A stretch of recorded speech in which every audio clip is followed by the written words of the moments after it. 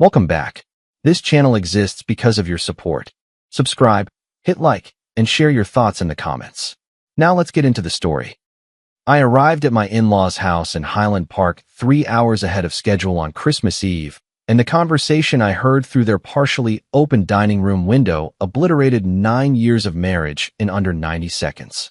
My name is Daniel Cross, and this is the story of how my wife's Christmas confession turned my world upside down, and how 4 weeks later, everyone who betrayed me realized they'd made the biggest mistake of their lives. The Dallas snow was falling in lazy flakes that December evening, a rare sight for Texas. I'd just wrapped up a critical security audit for one of our biggest clients at CyberShield Technologies, finishing 3 hours earlier than expected. The audit had been brutal, but I'd finally cracked it. My boss gave me the rest of the week off with a promise of a bonus in January. Instead of sitting in my apartment, I decided to surprise my wife Kate at the annual Wilson family Christmas Eve gathering. We'd been married 9 years, together for 11, and lately I'd been working so much we barely saw each other. This would be a nice surprise. The Wilson house looked like it had been pulled straight from a luxury home magazine. White lights wrapped around every column of the massive Highland Park estate, professionally installed and perfectly spaced. Wreaths hung on every window with red velvet bows. Through the bay window, I could see that enormous Douglas fir that Kate's mother Patricia insisted on decorating the day after Thanksgiving every single year. The house was old Dallas money. Built in the 1920s, stone facade, slate roof, manicured boxwoods. Patricia loved to remind people it had been featured in D magazine twice. I parked on the street, leaving the circular driveway clear for the catering vans already there. I grabbed the wine from my passenger's seat, an expensive Caymus Cabernet that Patricia had specifically requested, and headed toward the front door. That's when I heard Kate's voice coming from the dining room window, which someone had cracked open despite the cold because they'd been cooking all afternoon. Her voice was clear, excited, completely unguarded. "Mom, I need to tell you something before everyone arrives. I'm 5 weeks pregnant." I froze on the walkway, snowflakes collecting on my shoulders. Something told me to document this. I quietly pulled my phone from my pocket and started the voice recorder. Patricia's voice responded with pure delight. "Oh my goodness. Does Daniel know?" Kate laughed. The sound made my stomach turn. "It's not Daniel's baby. It's Gregory's. Gregory Ashford, my boss." The wine bottle suddenly weighed 1,000 pounds in my hands. "The VP?" Patricia sounded even more delighted. "Kate, that's wonderful. Gregory is exactly the kind of man you should have married. Successful, charismatic, not like Daniel with his boring computer security job. Gregory makes more than twice what Daniel makes, Mom. Plus bonuses. He's taking me to Cabo next month when he tells his wife he wants a divorce." My vision narrowed to a pinpoint. 9 years of marriage. 9 years. "When will you tell Daniel?" Patricia asked, her tone suggesting this was merely a logistical question, not a moral one. "After New Year's. I'll file for divorce in January. Gregory's lawyer says I should get the house since I've been the one actually decorating it and making it a home. Daniel just pays the mortgage like a good little ATM." Patricia laughed. "I never understood what you saw in him. So plain, so ordinary. No ambition beyond that dead-end security job. He's comfortable, Mom. Comfortable and predictable. But Gregory makes me feel alive. And his connections could get me a VP position at another firm once I leave Nexus." I backed away from that window slowly, quietly, like I was retreating from a crime scene. My hands weren't shaking from the cold. They were shaking from pure rage, crystallizing into something cold and clear and utterly focused. Everything I thought I knew about my life had just shattered. 9 years of marriage. 9 years of believing we were building something together. 9 years of coming home to someone I thought loved me. All of it had been a lie. Or at least, it had become a lie somewhere along the way, and I'd been too blind or too busy or too trusting to see it. The worst part wasn't even the affair. It was the casual cruelty of it. The way she laughed about me. The way her mother joined in, mocking my career, my ambition, my entire existence. The way they discussed my future, our divorce, my loss of the house, like it was already decided and I was just too stupid to know it yet. Like a good little ATM, that's what she'd called me. That's what 9 years of loyalty and love had earned me. The privilege of being her personal cash machine while she planned her exit strategy with a man who made more money. I got back in my car, set that expensive wine on the passenger seat, and just sat there for a moment. The snow kept falling. The Christmas lights kept twinkling. Inside that house, my wife and her mother kept planning my destruction while probably sampling Patricia's famous eggnog. I didn't cry. I didn't scream. I didn't punch the steering wheel like they do in movies. Instead, I started my car and made 3 calls that would change everything. The first call was to Mitchell Burke, my lawyer. We'd gone to college together at UT Dallas, and he owed me a favor from when I'd helped him recover crucial case files after a ransomware attack 3 years ago. "Mitch, I need to file for divorce," I said, my voice surprisingly steady.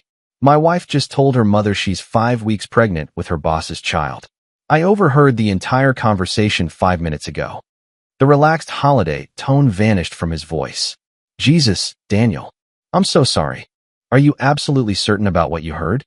"Crystal clear." She named him. Gregory Ashford, VP at her company. They're planning to divorce their spouses in January. I need papers filed immediately. Courts are closed until December 27th for the holiday, but I'll draft everything tonight. "Do you have a prenup?" "Yes. Ironclad adultery clause. We updated it 4 years ago when we refinanced the house." "Then she gets nothing. I'll make sure of it. Where are you right now?" "Still outside her parents' house. About to call her and make an excuse." "Smart. Don't tip your hand. Let me do some research on this Gregory Ashford. VP-level executive, there might be more here." The second call was to my older sister Cassandra. Cassie was a former FBI digital forensics specialist who now ran a private investigation firm out of Fort Worth. If anyone could gather evidence quickly and quietly, it was her. "Cassie, I need your help. Kate's having an affair with her boss. She's pregnant. I need complete documentation within 72 hours. "Slow down. What's the boss's name and company?" "Gregory Ashford, VP of Marketing at Nexus Innovations. Dallas office." "Nexus Innovations." I could hear her typing already. "Daniel, I know that company. I investigated one of their competitors last year. Give me until tomorrow afternoon. I'll have a preliminary workup." She's 5 weeks pregnant. The affair's probably been going on much longer. I'll pull phone records, credit card statements, hotel surveillance. If he's done this before, and guys like this usually have, I'll find the pattern. "Where are you staying tonight?" "Can I crash at your place? I don't want to be alone right now." "Already making up the guest room. Get here. We have work to do." Before I tell you what happened next, if you're finding this story valuable, please hit subscribe and leave a comment about a time when you discovered a truth that changed everything. Your support helps me share more stories like this one. Now, back to the moment my entire world shifted. The third call was to Kate. I needed to play this perfectly. She answered on the second ring, party noise in the background. "Hey, where are you?" "Dad's about to carve the ham." "Still at the office." "Major security breach at the Johnson account. I'll be at least 3 more hours dealing with this." She sounded relieved, not disappointed. "Oh no, that's terrible timing. Will you make it at all?" "Probably not until 9 or 10. You go ahead and enjoy. Give everyone my apologies." "I will. Don't work too hard, honey." She called me honey. She never called me that anymore. I hung up and noticed my hands had stopped shaking. The rage had crystallized into something else. Something methodical. I drove from Highland Park to Cassie's Fort Worth loft, a 45-minute drive through light holiday traffic. Her building was in historic Sundance Square, one of those modern loft conversions with exposed brick and high ceilings. When I arrived, she was waiting with coffee and her laptop already running. "Tell me everything," she said. And I mean everything, down to the smallest detail. I told her. Every word I'd heard through that window. Every inflection. Every laugh. Cassie pulled up Gregory Ashford's background within 20 minutes. Married 17 years, 2 daughters in private school at Hockaday. Member of Dallas Country Club, Brook Hollow Golf Club. Drives a Mercedes S-Class. Wife Michelle teaches at St. Mark's School of Texas. What about his professional history? Here's where it gets interesting. He's been with Nexus for 6 years. Before that, Stratton Digital for 8 years. Left Stratton suddenly. No announcement, just vanished from their website. That's unusual for a VP-level departure. Very. Cassie picked up her phone. "I have a contact at Stratton. Let me make a call." I listened as Cassie talked to her former colleague, mostly just listening, asking occasional questions. When she hung up, her expression was grim. Gregory was forced out. 2 harassment settlements, both buried with NDAs. The company paid out $340,000 total to make the women go away. So he's done this before, multiple times. And Daniel, my contact, says there were rumors of financial irregularities too, but nothing proven. He left before they could investigate fully. I leaned forward. What kind of irregularities? I'm going to call Jordan Hayes. You said he's IT director at Nexus now? Yeah, we worked together at Data Fortress 5 years ago. Good guy, completely ethical. Cassie put the call on speaker. Jordan answered on the third ring. Cassie Cross, I haven't heard from you since that Austin conference. What's up? I need information on Gregory Ashford at your company. This is regarding a personal matter for someone you know. There was a long pause. Gregory Ashford? What do you need to know about him? It's about a personal matter involving Daniel Cross. You remember Daniel, right? Daniel Cross. Wait, isn't his wife Catherine Cross in marketing? She reports to Gregory. Jordan's voice shifted, understanding dawning. Oh no, is this about them? I leaned toward the phone. Jordan, this is Daniel. You suspected something? Not about the affair specifically, but I've suspected something. Gregory's been running suspicious vendor payments through the system. Fake invoices, shell companies. I've been documenting everything, waiting for the right moment. Cassie and I exchanged glances. How much are we talking? Conservative estimate? 1.8 million over 4 years. I was planning to go to the CFO after the holidays, but if you need this information now, I need it. Kate told her mother tonight that she's pregnant with Gregory's baby. They're planning to divorce their spouses in January. That son of a...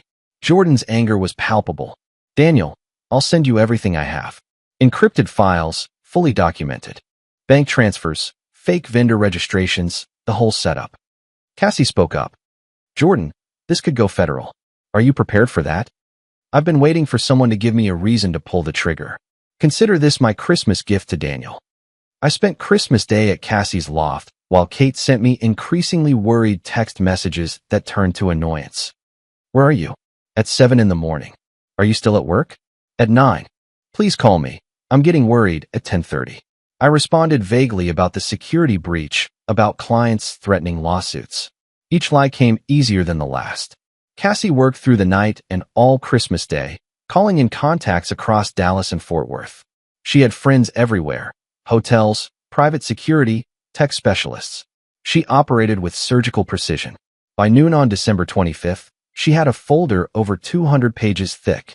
Hotel records showing Gregory and Kate at the Adolphus Hotel 6 times, checking in as Mr. and Mrs. G. Anderson. Restaurant receipts from Fearing's, Town Hearth, Georgie, all the expensive Dallas spots. Text messages from Kate's cloud backup, explicit content about their future, about how much better Gregory was than me. Surveillance footage from the Adolphus and a Dallas Arts District apartment building. Financial records from Jordan documenting the embezzlement. Spreadsheets, fake vendors, offshore accounts. HR records from Stratton Digital showing 2 harassment settlements with legal agreements and payouts. And the timeline. The affair started in February, almost 11 months ago, right after Kate's promotion. I'd taken her out to celebrate. I'd been proud of her. Your wife's been planning this for a long time, Cassie said, sliding the folder across her desk to me. She wasn't the first. Won't be the last. This guy has a pattern. What about Michelle Ashford? I asked. His wife. Should I contact her? Cassie nodded slowly. She deserves to know. But Daniel, are you sure you want to do this? Once you make that call, there's no going back. There's already no going back. On December 26th at 10 in the morning, I made the call that would seal Gregory Ashford's fate. Michelle answered on the second ring.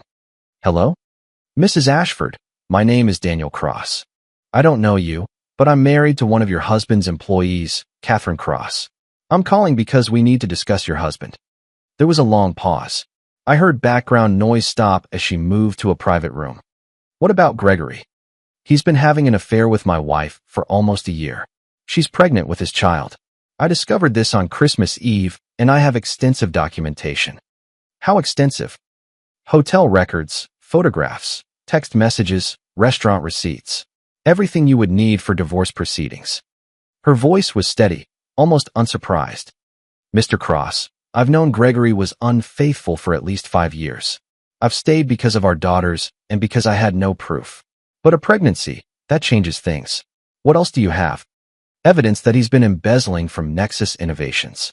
Approximately 1.8 million through fake vendor contracts. I heard her sharp intake of breath. That I didn't know? Can you prove it? I can. I have an IT director who's been documenting everything, ready to turn it over to federal authorities. Why are you calling me, Mr. Cross? You could have just filed for divorce and moved on. Because your husband destroyed my marriage while destroying yours. Because those are your daughters who deserve to know the truth. And because I believe in doing the right thing, even when it's hard. When can we meet? 2 hours later, I sat across from Michelle Ashford at La Madeleine in Highland Park. She arrived exactly on time, poised and intelligent. She looked tired but composed, like someone who'd been expecting bad news and was ready to handle it. She wore jeans and a simple sweater, no jewelry except a wedding ring I suspected she'd be removing soon. She looked like a teacher, calm, professional, someone who'd learned to project control even in chaos. Cassie presented the evidence folder methodically. Michelle examined documents for 30 minutes, asked detailed questions, and took notes. This is remarkably thorough, she said finally. Your sister is FBI? Was, Cassie said. Now private, but I maintain contacts. The embezzlement. If this goes to authorities, Gregory will face prison time. Yes, probably federal charges. 10 to 20 years. Michelle nodded, her face showing no emotion. Good. My daughters deserve better than a father who's a criminal and a serial cheater. There was steel in her voice. This wasn't a woman falling apart. This was a woman who'd been waiting years for this moment. I'm sorry this happened to you, I said. She looked at me directly. I'm sorry it happened to both of us. But Daniel, thank you for having the courage to call me. Most men wouldn't. Thank you for thinking of my daughters and me. We spent the next hour coordinating our strategy. Michelle would file for divorce simultaneously. Cassie would coordinate with her FBI contact in the white-collar crime division. Jordan would submit the fraud documentation to the FBI independently. We'd file the divorce papers on December 27th, the first day the courts reopened.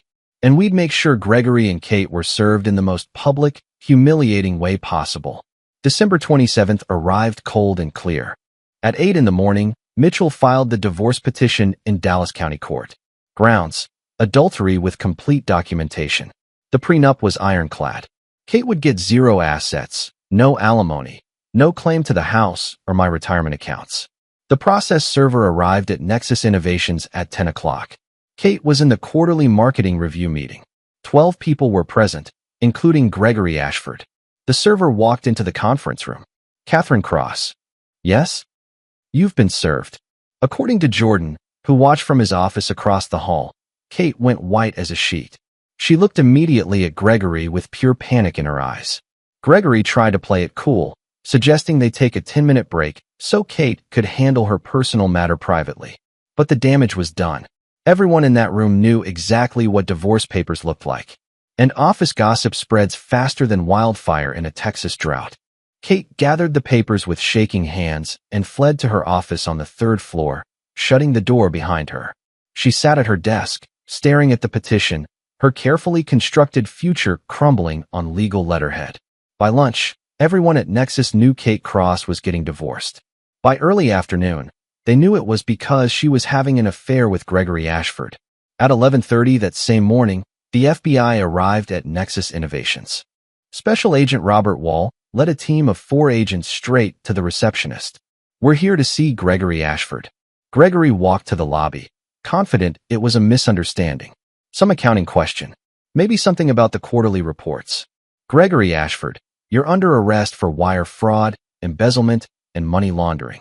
Agent Wall read him his Miranda rights in the lobby, in full view of every employee who happened to be walking by. Gregory demanded his lawyer. They turned him around and put handcuffs on him right there, then walked him through the office in what cops call a perp walk. Kate watched from the 3rd floor window as federal agents put Gregory into an unmarked car, her divorce papers still clutched in one hand. She just sat at her desk, watching her future disappear into a federal vehicle. That afternoon, Nexus Innovations went into crisis mode. The CEO called an emergency executive meeting. HR reviewed Gregory's file and found the buried harassment complaints from his previous company. The legal team advised immediate termination. At 3 o'clock, Kate was called to HR. Ms. Cross, we're conducting a review of all employees in Mr. Ashford's division. Were you aware of any financial irregularities in his department? No, I had no knowledge of anything like that. Were you involved in a personal relationship with Mr. Ashford? Kate hesitated. That's personal. The HR director's face was professionally neutral. Ms. Cross, we have documentation suggesting otherwise. We're placing you on administrative leave pending investigation. You can't do this. We can and we are.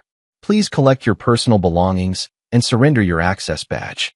By December 28th, back at my own house for the first time since the discovery, I was ready for step 4 of my plan.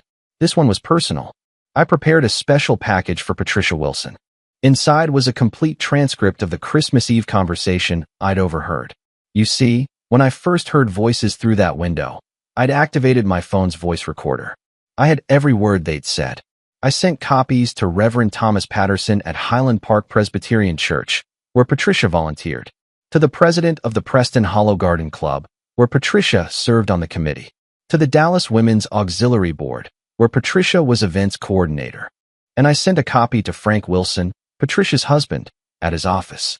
The transcript included Patricia's enthusiastic support of Kate's affair, her mocking comments about me, her dismissal of marriage vows, her materialism and status obsession, her active encouragement of adultery. On December 29th, Reverend Patterson called Patricia for a pastoral counseling meeting. On December 30th, the Garden Club president asked Patricia to step back from the committee. On December 31st, the Women's Auxiliary removed Patricia from her events coordinator position.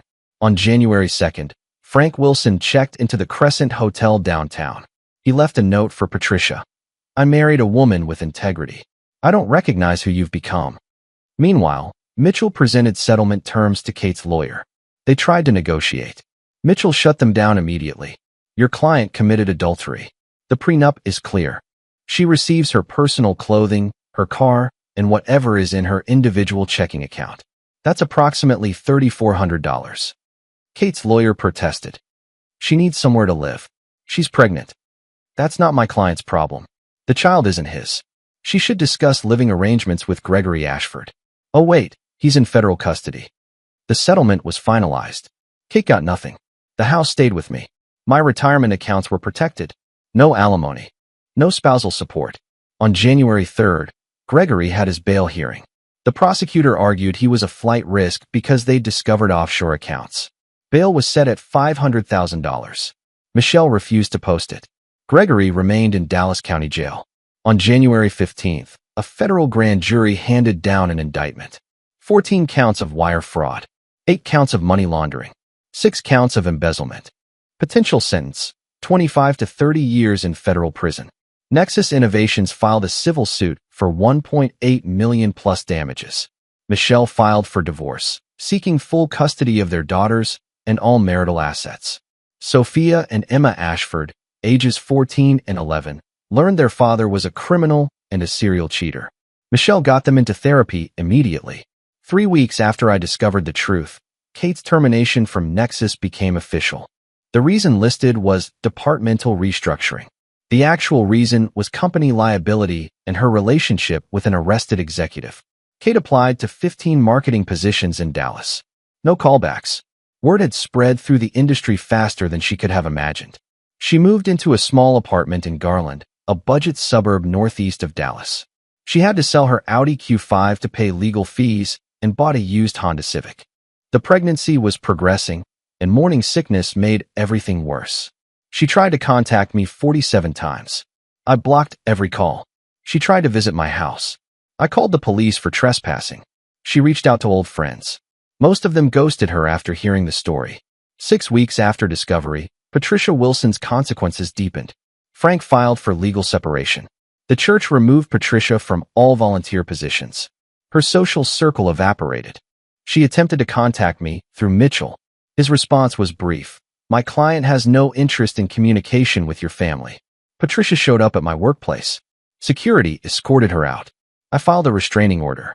3 months after discovery, in late March, Gregory's trial date was set for September 15th. The prosecution had overwhelming evidence. Gregory's lawyer recommended a plea deal. Kate was subpoenaed as a potential witness. By then, Kate's pregnancy was visible. She was 18 weeks along, living on unemployment benefits and working retail at North Park Center. The former VP's pregnant mistress, selling handbags at a mall kiosk. Her former co-workers sometimes saw her there. They avoided eye contact. 5 months after Christmas Eve, I met Michelle for coffee for the 4th time. We'd been meeting regularly, comparing notes on our respective legal proceedings, offering each other support. We sat at the Starbucks Reserve in Knox District. Michelle looked tired but relieved. Gregory took a plea deal. 18 years in federal prison.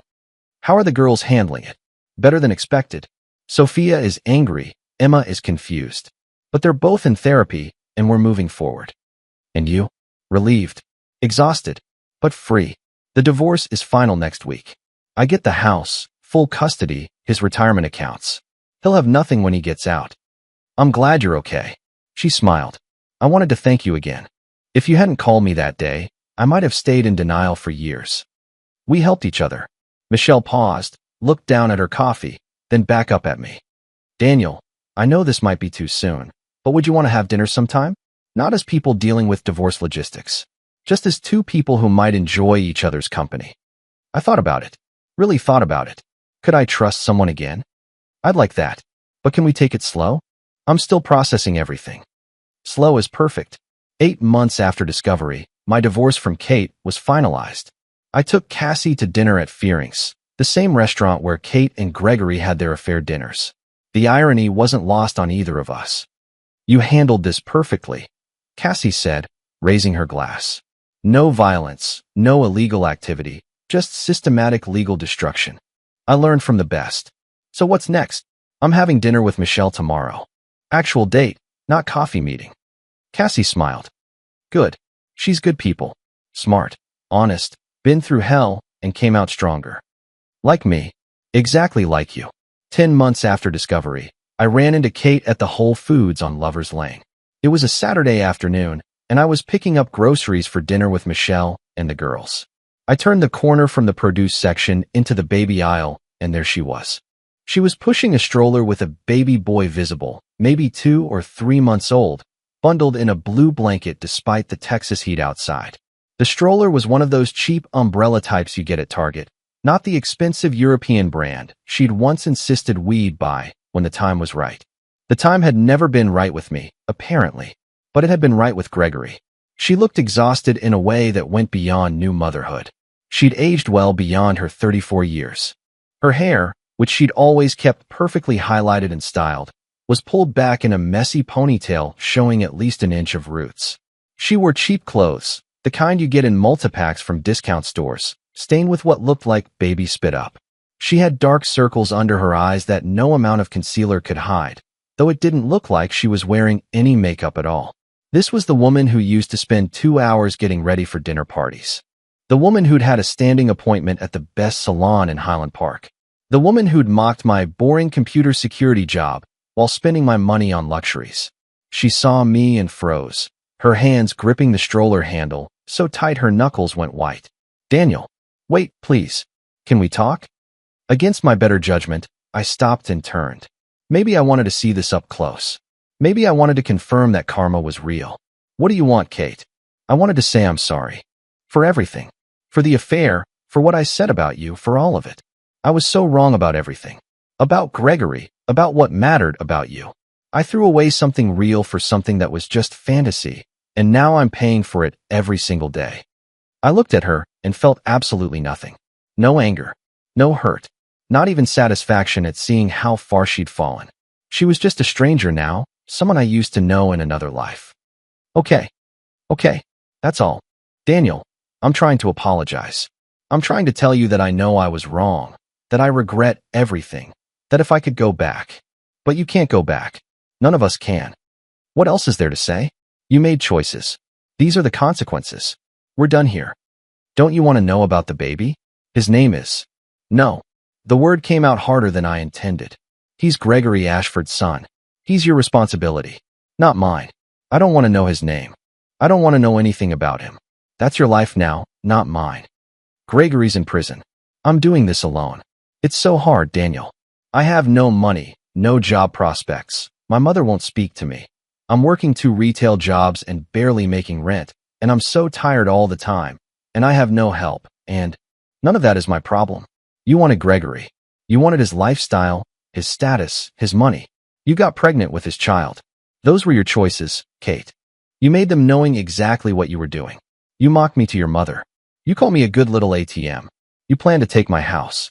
You spent 11 months building a life with another man while pretending to love me. But I made a mistake. People make mistakes. No, Kate, you didn't make a mistake. Mistakes are accidents. Mistakes are one-time errors in judgment. You made a series of deliberate choices over 11 months. You chose to have an affair. You chose to continue it. You chose to get pregnant, whether on purpose or through carelessness. You chose to mock me to your mother. You chose to plan my destruction. Every single one of those was a choice. Now you're living with those choices, and I'm living with mine. And I choose to walk away. I turned and left her standing there in the baby aisle, surrounded by diapers and formula and the wreckage of the life she'd chosen. Behind me, I heard her start to cry, that same crying that used to make me want to comfort her, to fix whatever was wrong, to be the good husband who made everything better. But I kept walking. That chapter of my life was closed. And I had my own life waiting for me, with people who actually valued me. 1 year exactly after the discovery, on Christmas Eve, I spent the evening with Michelle and her daughters. We'd been officially dating for 6 months. Sophia and Emma had warmed to me gradually. I helped with homework, attended school events, and never tried to replace their father.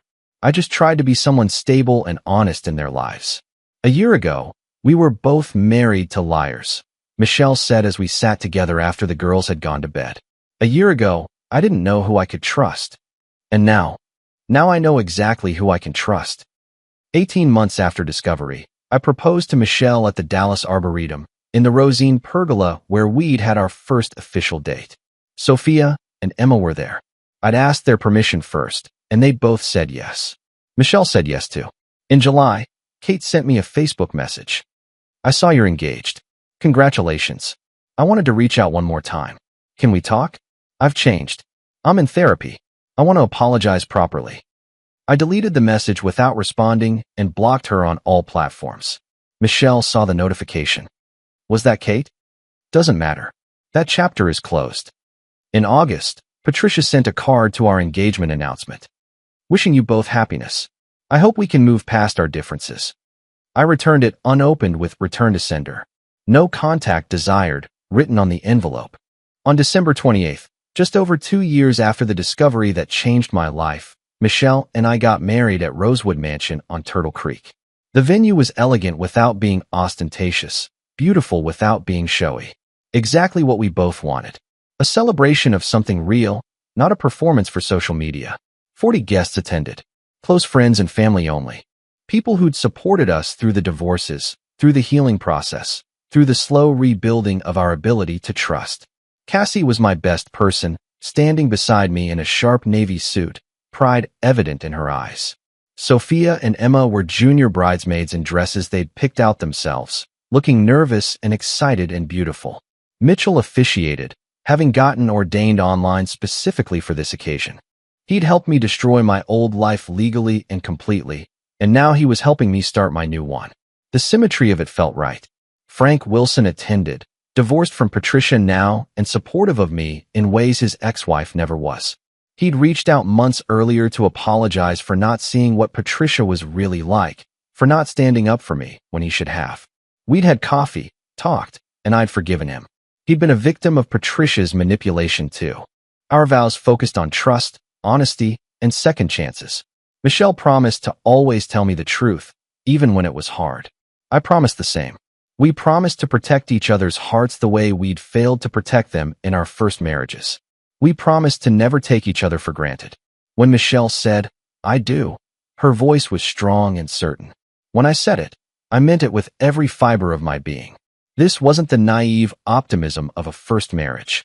This was the hard-won commitment of two people who knew exactly how badly things could go wrong and had chosen to try again anyway. Our first dance was To Come Away With Me by Norah Jones, swaying slowly in the center of the room while our friends and family watched. Sophia and Emma joined us halfway through, and we danced as a family, the four of us building something new together. In my toast, I raised my glass and said, 2 years ago, I thought my life was over. I thought the worst thing that could ever happen to me had just happened. I was wrong. The worst thing wasn't the end. It was the beginning. The beginning of learning who I could really trust. The beginning of understanding what real love looks like. The beginning of building something genuine instead of settling for something convenient. So here's to new beginnings, to second chances, and to the people brave enough to take them. That night, Michelle asked me, "Do you ever think about Kate?" "No. That person doesn't exist in my life anymore." "What about Gregory?" "He's exactly where he belongs. Prison, broke, abandoned. He'll be there for 16 more years." "Do you think they ever realized what they lost?" "Probably. But by the time they did, it was too late." That's the thing about betrayal. The consequences are permanent, even if the regret is sincere. "I'm glad you called me that day." "I'm glad you answered."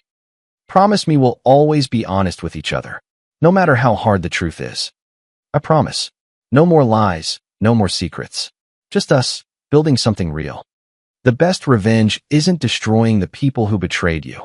It's building a life so genuine, so full of real love and trust, that their betrayal becomes irrelevant. Kate and Gregory and Patricia all paid their prices. They face their consequences every single day. Kate works 2 retail jobs, raising Gregory's son alone in a budget apartment in Garland. Gregory sits in federal prison in Texarkana with 16 years remaining, his daughters refusing all contact. Patricia lives in a small condo in Richardson, divorced, socially exiled, refusing to speak to her daughter Kate. But I don't think about them anymore. Dear listeners, that's our ending. If it resonated, subscribe to support the channel. See you next time.